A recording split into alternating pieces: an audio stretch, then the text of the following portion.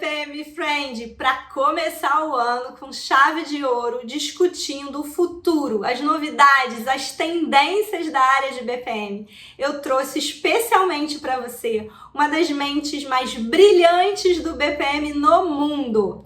O nosso convidado especial de hoje é nada mais, nada menos que o Dr. Michael Rusman. Sim, ele mesmo, que você tanto já me ouviu falar por aqui no canal. Lembra do BPM-MM, o modelo de maturidade em gestão de processos que a gente tanto aplica nos diagnósticos das empresas? Pois é dele. O NEST, aquela técnica de Rapid Redesign baseada em imersão, dele também. São tantos e tantos vídeos falando dele, do trabalho dele, da minha admiração por ele.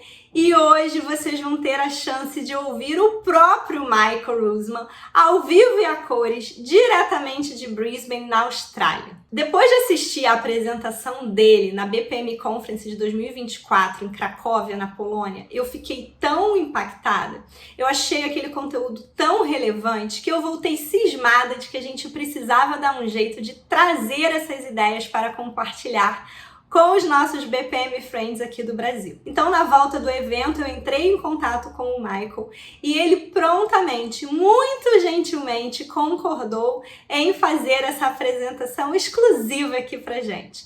Então, BPM Friend, agora eu conto com você para fazer muito barulho nesse vídeo, curtindo, comentando, compartilhando, para que a gente tenha uma saudação à altura de uma grande personalidade do BPM como o Michael. Senta, pega a pipoca e vem assistir comigo essa apresentação que vai explodir a sua mente e trazer novas perspectivas para a área de BPM.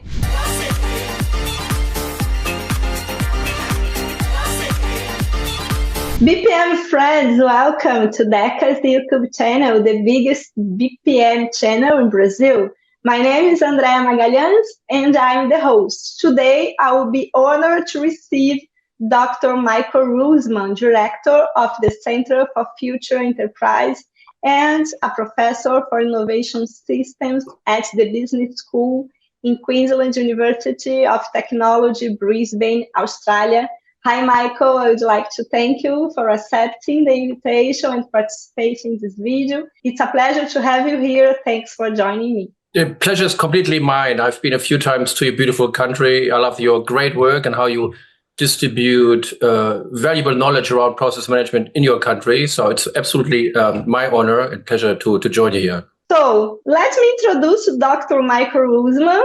He is the co-founder of one of the largest BPM research groups in the world.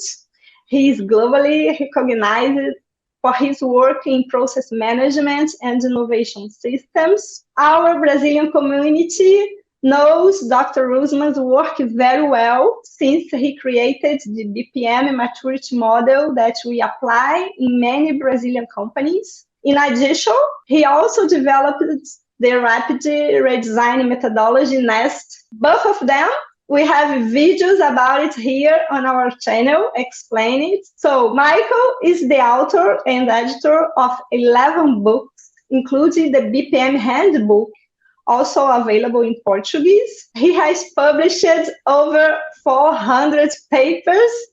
He is an editorial board member of 9 international journals and co-inventor of US patents.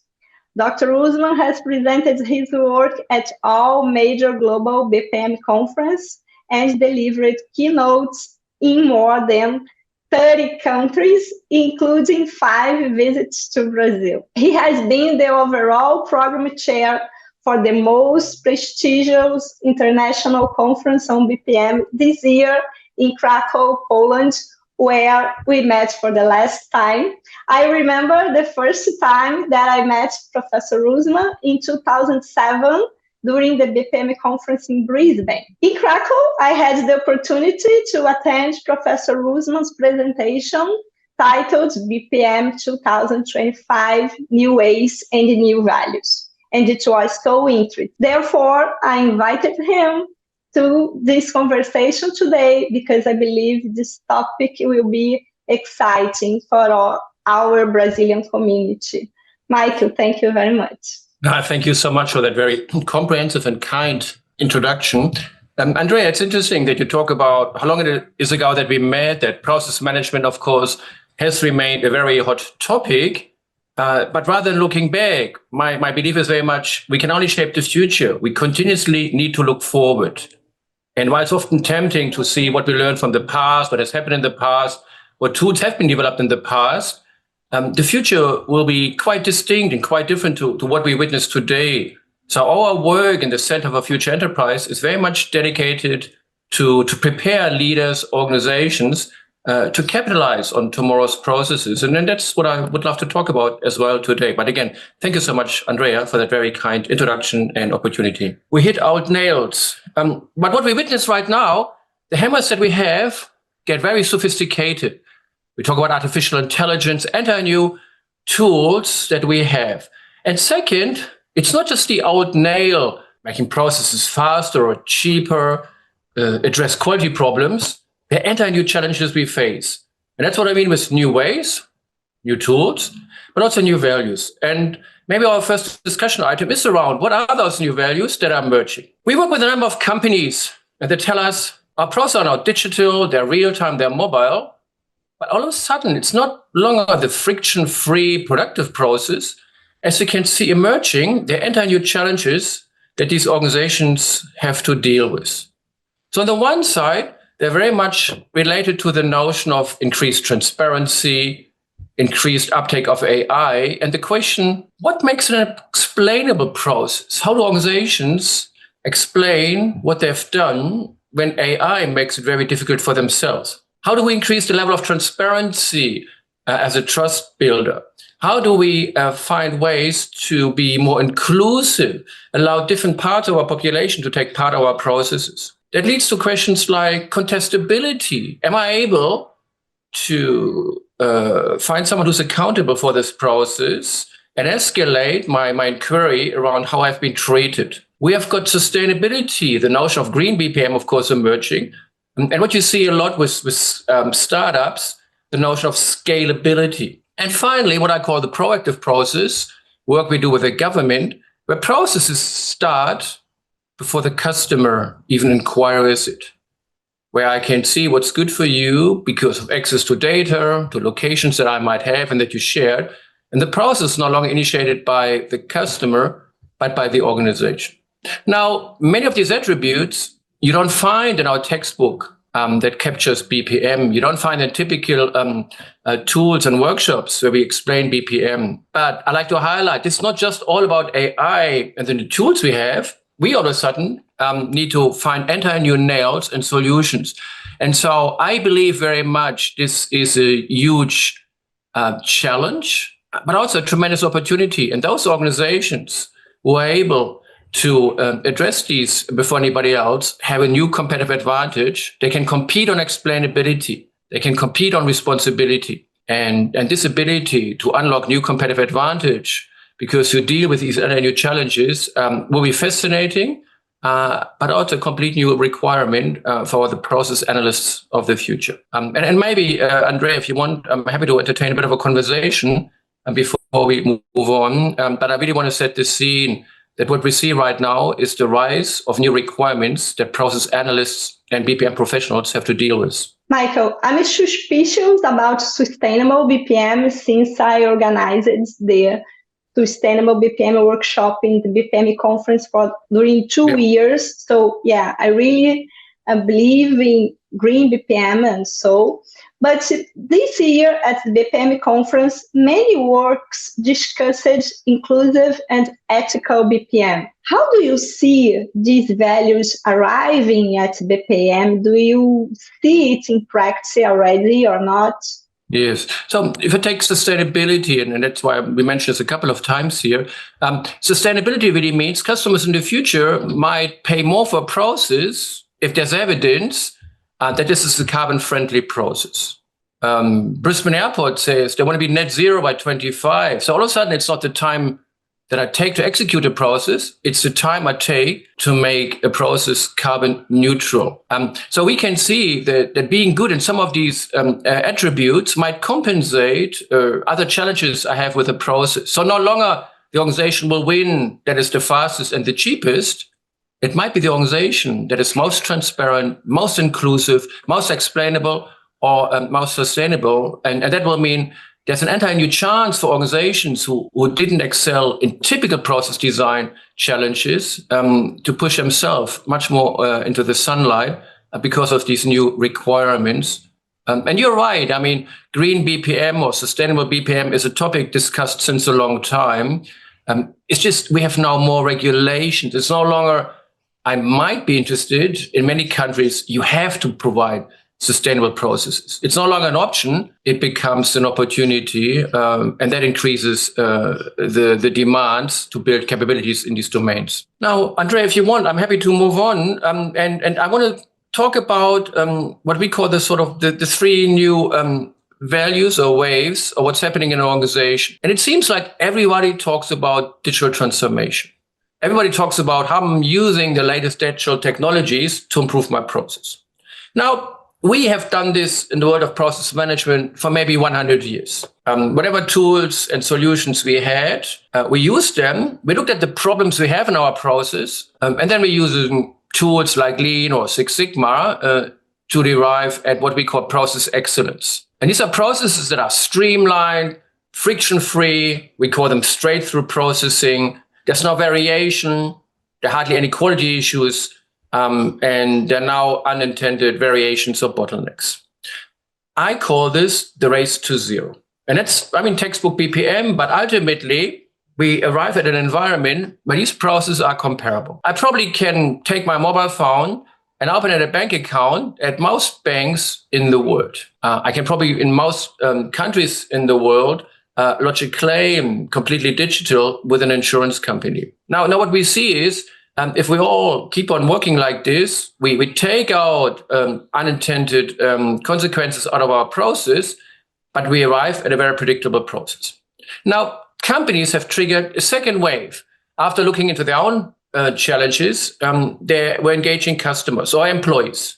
We call it customer experience or employee experience. We use design thinking, customer journey mapping. We work out where we have touch points with our customer, and we measure customer reactions, net promoter score, or how often do they express that they like it. What we see here as well, that customers often also, they like to talk more about problems than about innovation. The famous, give me more horses instead of give me a car when I ask my customers. So while, yes, we have listened to the people, the citizens, the customers we are dealing with, we ultimately get often predictable responses. And that's what we call the economy of people. But third, and this is where I believe are finally, it's no longer just about the problems we are facing, the customer requirements we try to satisfy. It's all of a sudden this rise, this emergence of a lot of data around our processes. And this goes back to the values I just described. It's not about customer-centric. It's no longer about streamlined. It's about maximizing other dimensions. One example that I highlight here is what we call TX, trust experiences. We work with retailers and they tell us we all have access to the same technologies. But if I build up trust with my customers before anybody else, they will use my process and they might give us more data.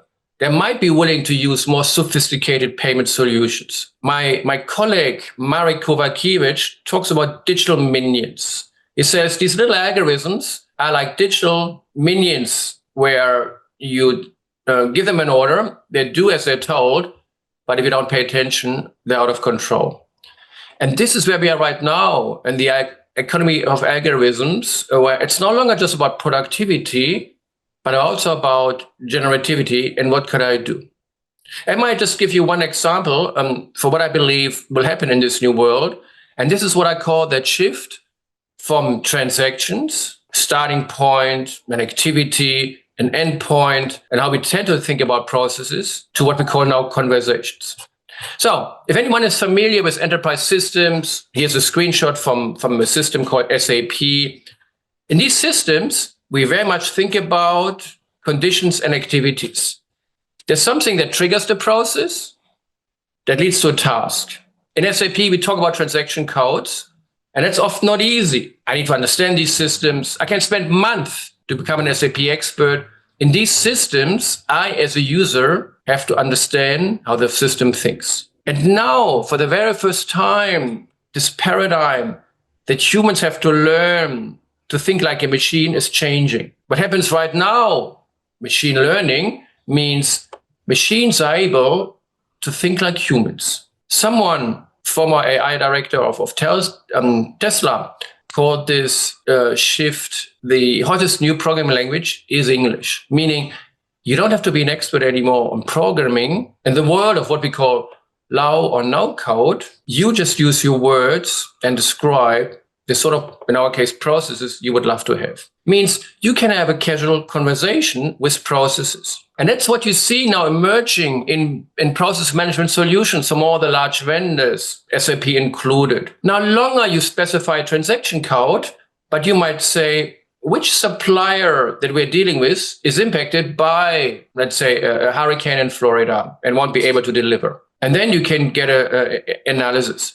So I can have an interaction with the process data, the resources, the events, the activities in my process. But, and it's so fascinating, I can also have a conversation with what we call context data, whether policy changes, interest rate changes, things that happen outside the organization. And what we will now see in the years to come, that these two elements come together. And I can increasingly understand how changes in the environment changes our processes, but I don't have to be a process expert anymore. Simple exercise.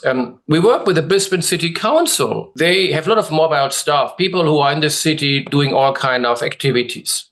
Now, we wanted to understand, when we change this process, what compliance rules matter. Now, I use a very simple exercise here, ChatGPT. But of course, these solutions now increasingly will be embedded in our process management solutions. So rather than me being a domain expert, I can say, before I touch this process and redesign it, what are the things I need to consider? And you can see how quickly this becomes available. In summary here, what I believe is we were very good in describing processes. We talk to users and develop a model. We're using process mining and we can see what happens. But what occurs right now, that these solutions get more sophisticated. They prescribe what we need to do. They can see that a compliance rule will mean we have to work in a certain way. They will understand what constitutes success, what has worked in the past. No longer are we obsessed with what has not worked in the past, the worst action. We now develop an appetite to replicate success, called the next best action. And where I finally believe we will arrive is what I call generative BPM. A world when the solution would talk to me and would say, Michael, good morning. There's this fascinating bank in Brazil, and they have this complete new way of how they proactively move money for their retail banking customers around. Are you interested? Because you're a retail bank. So it's not me, the human, but it might be the machine. And that's why I call it a reverse prompt. I might leave it there as a bit of an outlook where I believe the world might be heading in light of context and AI. Michael, it is funny because 12, 13, 14 years ago, during my PhD, we already discussed context-aware process here in Brazil with Flávia, Renata, that you maybe know. Yes. But still, it did not seem to be a reality until now because we didn't see it in the tools. We don't have tools to use it. And now, how do you see it's happening? Is it already a reality in the tools that you know? I think you're spot on, Andrea. I had a PhD student nearly, 20 years ago. We talked about context-aware BPM. At that time, we knew that the environment changes our processes. We had just no way to understand how the environment looks like. The world doesn't have a big database. What happens right now, 20 years later, large language models, foundation models, for the first time, this information is represented in a database, is accessible. And I believe the technological foundations increasingly are there. Now organizations have to catch up and move from studying only their processes to recognizing I can put them in correlation with the context, the environment. And so I believe technologically we are there, but in terms of internal capabilities, mindset, we probably still have to go a long way. But that would mean in the future when, let's say, an interest rate changes, a new president might be elected, we can quickly adopt our processes, sometimes even without any human being involved. And that will mean organizations can change much, much quicker than in the past. Okay, I'm looking forward for this generative BPM. I think we are at the infancy, at the beginning, to understand what it means. But as I indicated, I would not be surprised if in the years to come, our processes literally will talk to us. They will have suggestions for us. And no longer it's the human who has to spot what is possible. I think generative BPM in particular will mean we get ideas for improvement presented. So maybe, Andrea, let's talk about the next big shift. And that's what I call when we move from automation, using technology to implement processes that otherwise would have been done by humans, to what we call autonomization, meaning the process autonomously, without us being involved, makes decisions, not just executes, but makes decisions. Again, let's quickly look back and look forward. We are very used to automating tasks. The SAP system that I described largely took an activity, a payroll, a bill of material resolution, a recruitment process, and automated activities. Then we had workflow tools, and workflow tools understood when one job was done and they could notify the next person. They would realize if you entered an invoice, someone else has to verify it. And we automated messages. And then more recently, we had RPA, robotic process automation. We can replicate how users behave at a certain screen, and we could replicate how users act. So we automated the tasks, the messages, and what the user is doing at an interaction point. What happens now, and that's very different to these three steps, is autonomization, meaning we could even automate governance. When should a process start? How should a process be executed? What data should a process select? What resources might be available? At what point in time could a process change in what way? And autonomization is this complete new capability that we witness when we delegate not just the execution, but the ability to make decisions about the process to our solutions. It's a bit of a set and forget. I give you a simple example to compare this, and I'm using chess and Go. So in chess, I can calculate all moves. Chess is not too complex, so I can tell the machine how chess works. I can tell the machine how you have to win. And then the machine will be able to execute the game of chess. And every move can be explained. For every move, the tool will be able to tell me why it did this. And because it can outperform humans in terms of considering moves, advanced machines will beat even our world champion. Now, in the world of autonomization, let's take Go. Go is very complex. People talk about the intuition that you need because you can't compute. In an environment like this, things are very different. It is not the efficiency, the speed, but the effectiveness. When I go to a generative solution, I admire the beauty of the picture, like the pictures here that you see.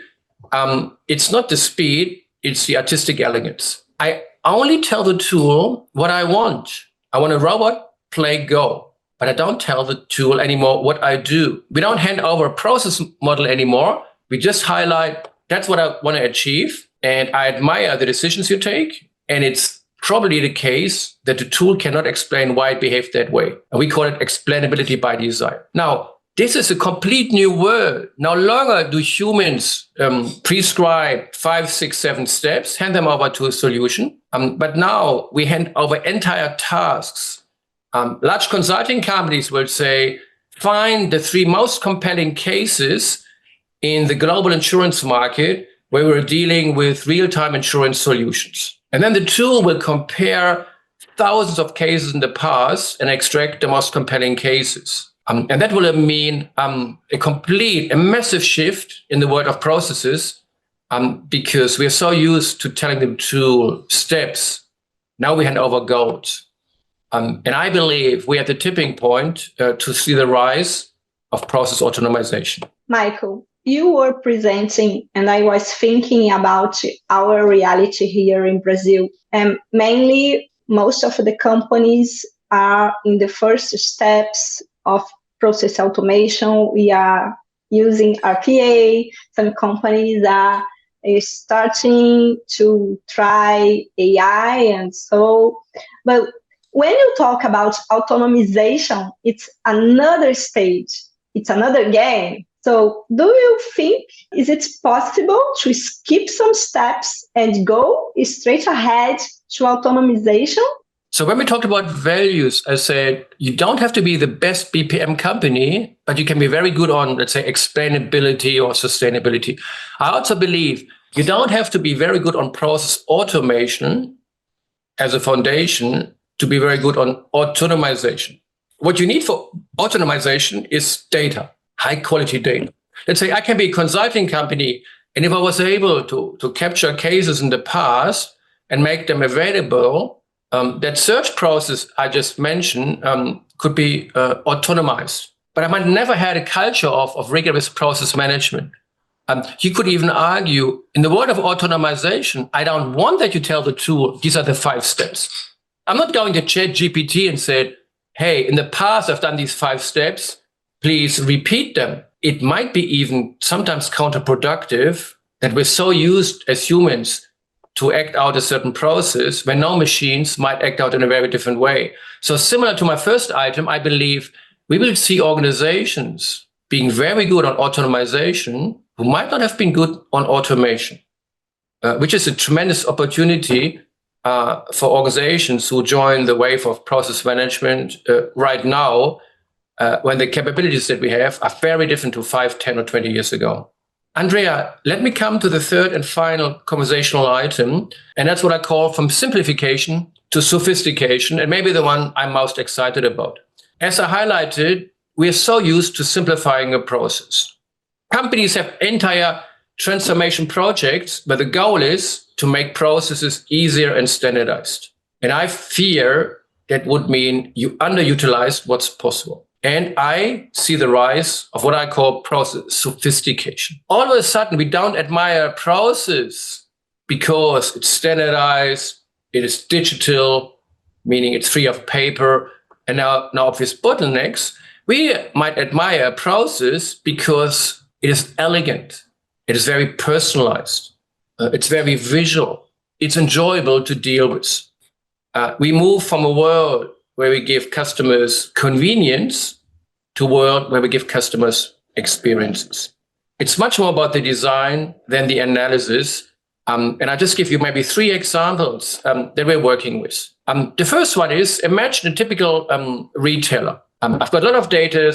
Customers come and they do online or in-store shopping. And what I've done in the past is I try to describe this shopping process and I try to make it easy. I might be able to understand what you buy and propose your shopping items. What I call semantic shopping would mean I might say, I want to cook Italian dinner for 200 people. And again, I compete on generativity. I might create a shopping list that you as a human could not have generated. We work with a retailer. They've got 20,000 items and customers now maybe 400.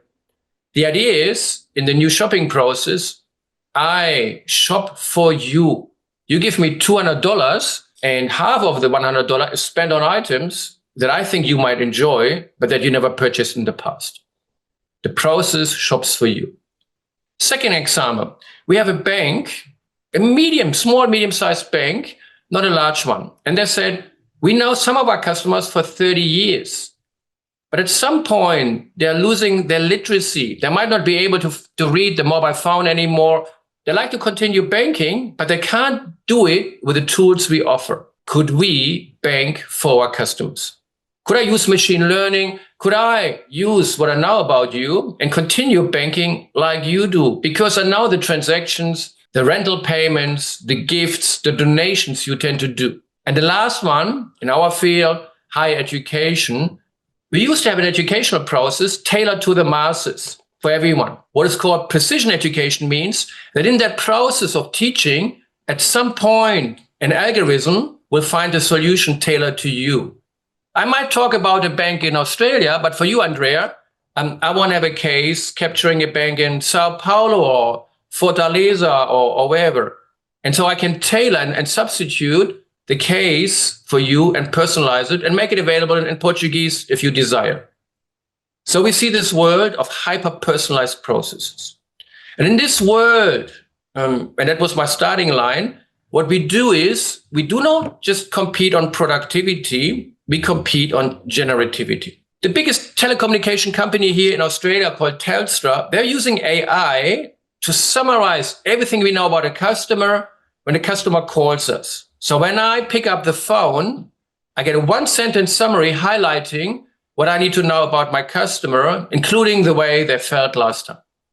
But this is largely productivity. I make it faster. Generativity is when, like in this case, a medical scenario, AI generates new visualizations and helps with the treatment, the dental treatment, because I get multiple perspectives and I can see more than I, as a dentist, would otherwise see. I like to highlight, we are not just dealing with technologies, we're probably changing completely what organizations aim for.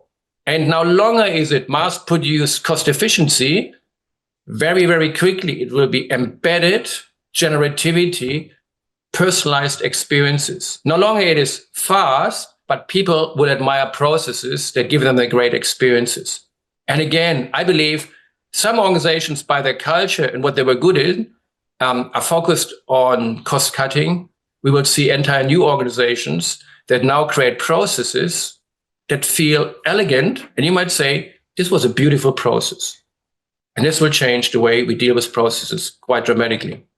Thinking about all these scenario of future BPM that you are presenting, how about people? How do you see the future of a BPM Center of Excellence, for instance? How do you see the careers of process analysts? What will change for these people? So first of all, I believe in this new world, people matter even more, meaning I don't have to be a process expert, an SAP expert, to deal with the process. I might not have learned BPM, but I can have a conversation like, in how many of our processes do we have customers who are delayed because of a supply chain problem? But I might be in supply chain management and logistics and not in the BPM team, but I can deal with the process. Second, customers can interact with the process. I might say, I want to fly to Sao Paulo with only one stop on the cheapest airline, and I need to be back on Sunday. And the travel booking system will orchestrate the process for me. I don't have to navigate 5 web pages. And so I might be able to trigger a process that is quite easy. So I believe the processes we see in the future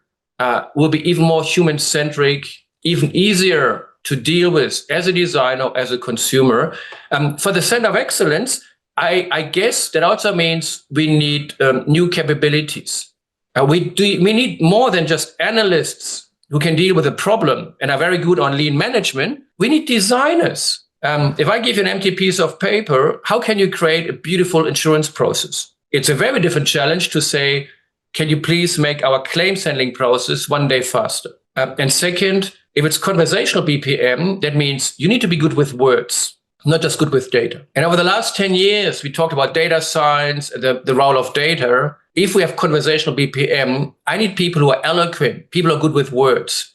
And I can see how the future Center of Excellence will have linguists, people who are good with words, and will have many more designers and not just analysts. And that, again, I think makes working such a center even more diverse and even more interesting. Let's say that you are a beginner now in the BPM field. How would you start studying BPM nowadays? Do you have suggestions of books, videos, courses that you'd like to share? I would start with understanding the way the world is right now. If you asked me, Michael, you want to be a new car producer, where would you start? I probably wouldn't say I study Ford and the combustion engine and the way we used to build cars. I would try to work out, where is the world with the driverless car and electric vehicles, and what are latest mobility solutions? So I wouldn't say to someone who wants to start in BPM right now, please start and become very familiar with BPM 2.0. I would say start with, where is the world right now? Try to understand what conversational solutions look like. Try to understand what design means, what generativity means. Try to understand what explainability is or sustainability. So you don't catch up with basic BPM know-how. You leapfrog, you jump straight to the top, and you might become the next trust designer, the next explainability expert, the next sustainability designer. I don't think that BPM knowledge will be the bottleneck. We have tools that very quickly can model for us. The bottleneck will be people who can design customer-friendly, sustainable, productive, explainable processes. So I suggest start in Weather Waters in 24, and maybe for the moment, don't kind of catch up what we've done over the last 20 years. Well, Michael, once again, I would like to thank you. I appreciate your kindness, your openness since our first contact. I appreciate your time during this conversation. I want to express my gratitude on behalf of the Brazilian BPM community for sharing your knowledge and the wisdom with us. Thank you very much once again. Andrea, I'd like to thank you. I love the Brazilian BPM community. I have a lot of friends over in your beautiful country, and it has been an absolute pleasure talking to you, and I can't wait to see you again in person. BPM Friend, esse vídeo de hoje é a prova viva de que se a gente pode sonhar, a gente pode realizar. Ter um Michael Rusman conosco aqui no canal da Deca no YouTube, o maior canal de BPM do Brasil, me deixa emocionada, me deixa sem palavras. Eu não sei nem como expressar para você o tamanho da minha felicidade, da minha gratidão. Quero que você coloque aqui nos comentários as suas reflexões, perguntas, dúvidas sobre todos os temas novos que ele trouxe, que ele abordou. O que precisar, a gente encaminha diretamente para o próprio Michael responder. Quero ouvir vocês e quero te convidar a seguir de pertinho a Deca no Instagram, no LinkedIn, acompanhar o nosso DecaCast, que sai toda segunda-feira. E fica de olho que o ano tá só começando e vem muita coisa boa por aqui esse ano. A gente se vê no próximo vídeo em breve. Até lá!